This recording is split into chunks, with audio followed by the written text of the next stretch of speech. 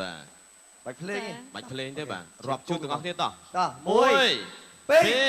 3 ឲ្យគេញ៉ែលឿនម្ល៉េះមិនដេចមិនគិតខ្លាផងឲ្យបោះឈឺបេះដូង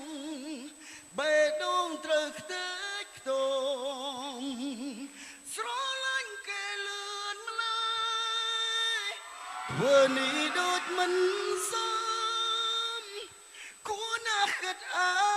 រម្មណ៍ប្រុសម្នាក់នេះខ្លាដែលនៅស្នាមបាទអរគុណច្រើនលោកខេម ចា លោកចម្រុងគាត់ខ្ញុំធ្វើកាយវិការតាមខ្ញុំចង់ថប់ដង្ហើមនេះ អត់ទេខេមជាបរិសុទ្ធបែបសរសើរកក្កដាកាយវិការ ចា អូហ៎ អត់ទេតសៃក ចាតែកាយវិការទេណា បាទត តែ សៃ កាយវិ ក ការទេ បាទធ្វើតាមគេតសៃក អ ប៉ុ ត់ ណ្ ទេ ណឹង ខ្ញុំហ្វេនគាត់ចឹងទៅធ្វើដូចគាត់ទាំងអស់ បាទហើយនេះហ្វេនកាប់មុខណា កាប់មុខមិនចូលទៅមុខជើងដួលទេហ្មង គួរតែគិតភាគរយទៅណាយកទៅបាត់ខេមជាងរហូតហ្នឹងអរគុណលោកខេមអញ្ញាតសម្រាប់បាន អរគុណបាទអនុញ្ញាតសម្រាប់អំផ្លែសិនបាទ បាទ បាច់ភ្លេង បាច់ភ្លេងទេបាទរាប់ជួបទាំងអស់គ្នាតោះ តោះ 1 2 2 3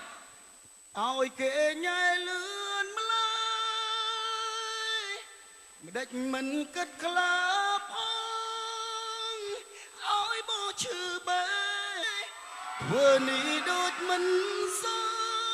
មគួរណាស់គិតអារម្មណ៍